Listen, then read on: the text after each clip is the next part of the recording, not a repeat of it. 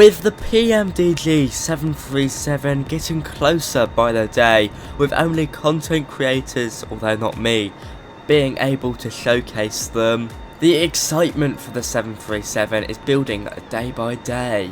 But, like many of you, people always look for freeware alternatives. Maybe you can't afford the PMDG 737 when it comes out, or maybe you're just going to be waiting for the Dash 800.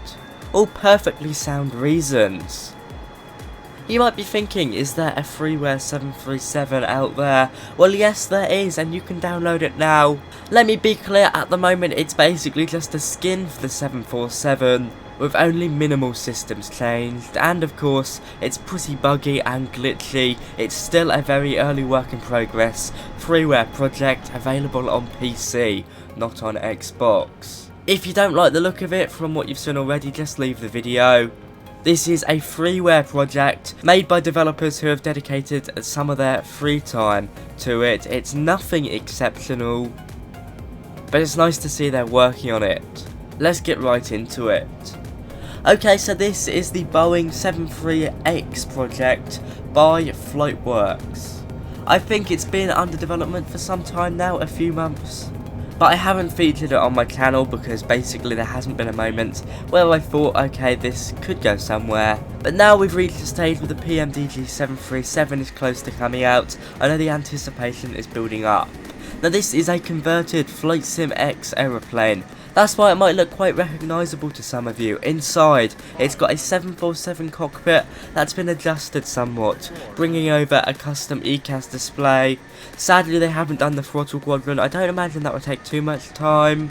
And an upgraded flight model. Now, to use this plane, if you download the stable version, you'll want to be using the legacy flight model, which is basically Flight Sim X. And if you're on the experimental version, which I am, you want to use the modern one. Now, I didn't feature this on my channel when it was the legacy flight model, because there wasn't really anything that stuck out there. It was just like another skin for an aircraft.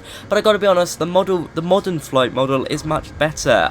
It basically flies like a very light 747, that's how I describe it. Of course, not realistic, but it's better than nothing. In addition, there's also a couple of liveries out there, such as this Southwest one, and if you get it in the right lighting conditions, it looks pretty nice. Now, I've said it again and I'll say it before, this is not realistic, it's nowhere near it. There's plenty of bugs, there's plenty of glitches, but if you want to try your hand with this 737, then go for it, I've linked it in the description.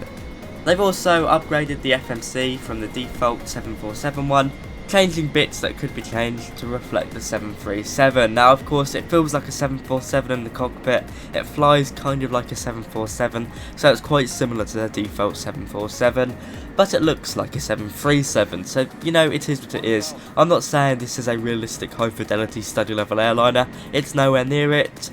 But it is a freeware 737 that you can fly around for fun, and hey, it makes pretty good eye candy. Now, there is a few bugs. You'll notice sometimes if you spawn in on the runway, you'll hop down about 10 feet because it basically goes from the 747. And I wouldn't say you could fly this for a full kind of flight on VATSIM. In fact, I'd say you definitely can't do that. But you probably could manage a full flight offline. What do you guys think? It's nice to see we've still got development teams around like this, but as I've said, this is not realistic. In my opinion, it's just a bit of eye candy, but I thought I'd alert you guys to it anyway. From me today, that is all. Thank you so much for watching. I hope you've enjoyed. If you have, be sure to like, comment and subscribe. Thank you so much to my first class channel members. From me today, that is all. Bye bye.